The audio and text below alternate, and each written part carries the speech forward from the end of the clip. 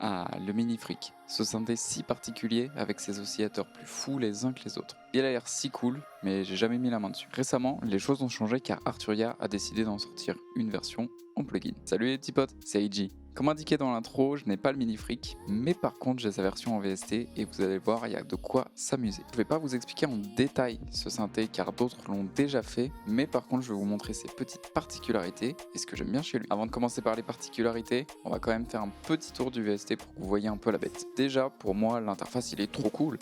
Il est épuré, à la fois détaillé et un peu à la manière de Faceplant, sur lequel j'ai fait une vidéo récemment. Là ou là. Tout est très visuel, on voit les oscillateurs, les LFO bouger en direct et pour moi, déjà, c'est un ultra bon point. Cette version du mini-freak embarque deux oscillateurs avec plus d'une dizaine de modes différents, un filtre classique, low pass, high pass, band pass, une section avec 10 affixes différentes dont delay, reverb, beat crusher et des choses un peu moins communes comme des EQ ou de la compression.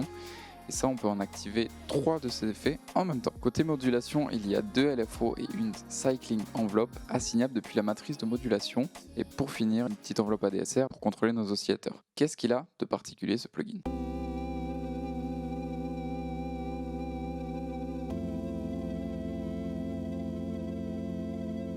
Pour commencer, c'est un synthétiseur polyphonique à 6 voix. Dans le mode de réglage des voix, il y a donc mono, unisson, et là il y a une petite subtilité, le mode polyphonique et le mode paraphonique. Le mode polyphonique, il nous permet d'avoir 6 voix en simultané et d'utiliser 2 oscillateurs. Par contre, le mode paraphonique, qui lui permet d'avoir 12 voix de polyphonie, nous fait laisser tomber le deuxième oscillateur. C'est à vous de voir en fonction de vos besoins, mais pour les pads, déjà 6 voix c'est pas mal, mais alors 12 voix, c'est la folie.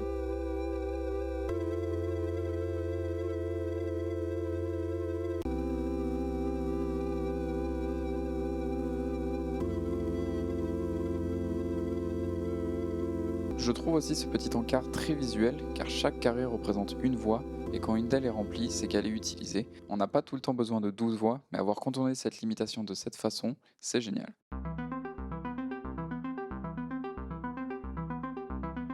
Le mini-freak embarque un arpégiateur bien à lui. Dans cet exemple, j'ai un simple Do majeur septième qui tourne en boucle sur 4 mesures. Pour l'instant, c'est pas arpégié. Je vais donc aller chercher mon arpégiateur dans la section séquenceur, je l'active juste ici, et là, c'est arpégié.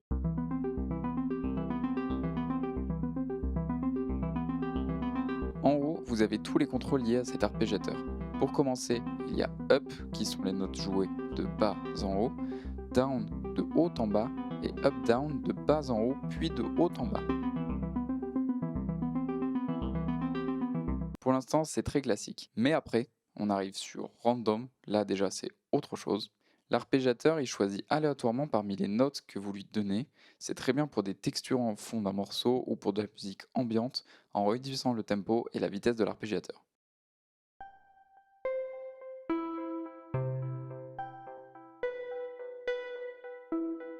Le suivant, c'est Order. Et celui-là, je pense que je ne l'ai pas compris, et dans ce cas, corrigez-moi en commentaire. Mais Order joue simplement les notes qu'on lui donne dans l'ordre. Ensuite, il y a le mode Poly, qui va jouer toutes les notes que vous lui donnez d'un coup, soit à un intervalle de 1 octave, soit de 2 octaves, soit de 3 octaves, via ces boutons. Ces boutons qui sont d'ailleurs utilisables avec les autres modes, et c'est la première fois que je vois le mode Poly dans un synthé, et en jouant avec le swing, ça donne des choses trop cool.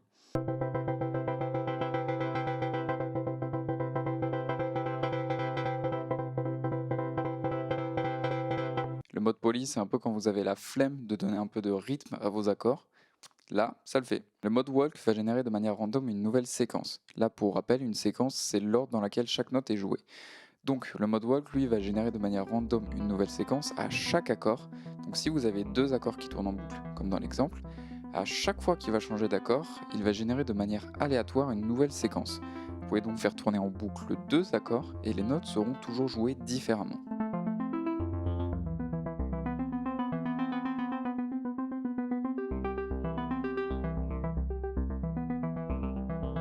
Déjà, là, c'est dingue, je trouve. On a une tonne de manières d'arpégier et plein de modes pour éviter que ça soit répétitif, mais c'est toujours pas fini. J'ai encore quelques petits modes à vous présenter. Repassons sur un mode tout simple de bas en haut.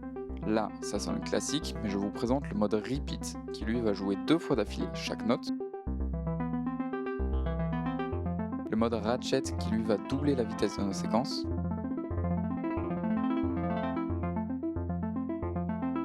Et pour finir, mes deux préférés. Le mode Random Octave qui, quand il est activé, va de temps à autre prendre une des notes et la jouer à l'octave au-dessus ou en dessous.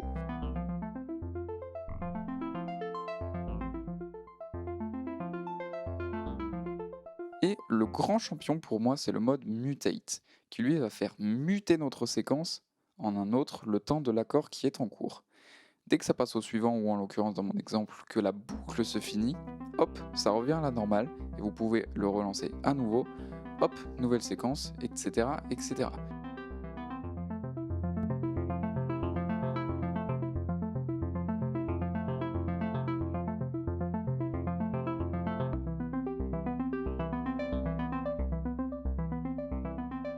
À ma connaissance, c'est le seul synthé à avoir autant d'options incluses pour les arpèges, et c'est juste top.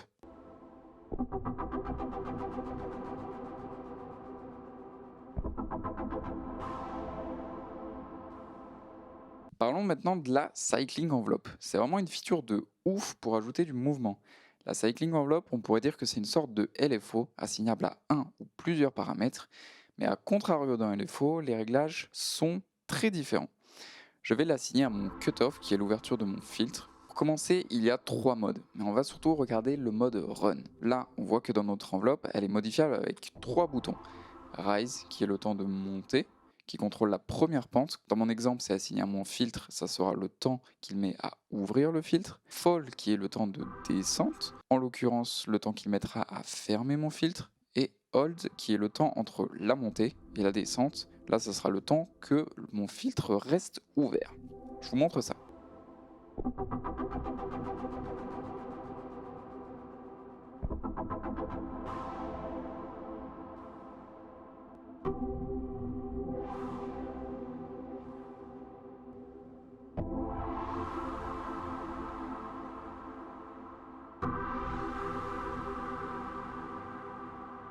Vous voyez que ça offre plein de possibilités. Je vous montre le mode Run car c'est le plus intéressant. Il se lance quand vous jouez votre accord et puis il fait sa vie. Il va tourner en boucle comme ça. Là, il n'est pas synchronisé avec le tempo, donc il finit pas son tour à chaque accord, donc il va être décalé. Ce qui fait que là, avec ma boucle de 2 accords, on n'entend pas tout le temps la même chose.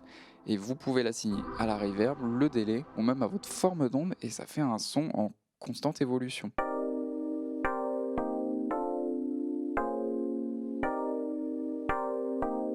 Donc le séquenceur, c'est un point qui va aller assez vite car c'est un séquenceur polyphonique classique. Vous pouvez rentrer ce que vous voulez comme note ou accord, mais aussi on peut choisir 4 paramètres à séquencer. Je clique juste ici et il va me demander de choisir ma cible. Tous les éléments séquençables sont orange. Je vais choisir l'amount de ma reverb et sur l'autre la résonance de mon filtre. Et ensuite en bas, chaque ligne correspond à un des paramètres que j'ai assigné. Je choisis si j'en mets plus ou moins.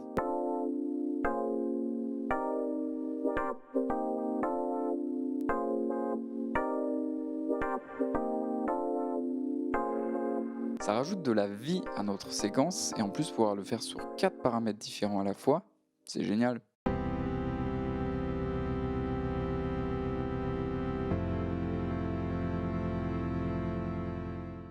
Tout à l'heure, je vous ai dit que ce synthé avait 2 oscillateurs, mais le second oscillateur a encore quelques secrets. Sur le premier oscillateur, il y a 15 modes différents, mais sur le deuxième, il y en a plus. Les modes qui sont en plus sur l'oscillateur 2 sont des modes qui permettent de moduler l'oscillateur 1. Sur l'oscillateur 1, on va sélectionner le mode Basic Wave et sur le second, le mode Destroy. Si je monte le bouton volume à fond, l'affichage de l'oscillateur 1 disparaît. C'est normal car il est modulé par le mode Destroy. J'ai mes réglages du mode Destroy juste ici avec lesquels je peux m'amuser et le bouton volume qui agit comme un dry wet. Malgré tout, je peux encore agir sur les réglages de base de mon oscillateur 1, comme sa forme d'onde par exemple. Si j'ai envie d'avoir un peu de l'oscillateur 1 sans cette modulation, je baisse le bouton volume et au contraire, si je veux uniquement le son modulé, je le mets à fond.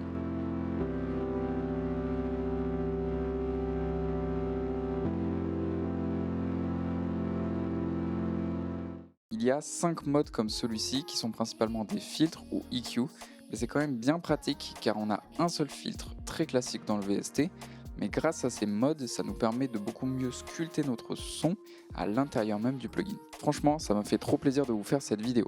Le Mini Freak est un synthé qui me tentait vraiment, mais n'ayant pas le budget pour avoir la version physique, j'étais vraiment aux anges quand ils ont annoncé cette version. J'espère que je vous ai donné envie de faire de la musique avec tout ça. N'hésitez pas à mettre un petit j'aime ou me donner votre avis en commentaire, et je vous souhaite une bonne journée. Salut!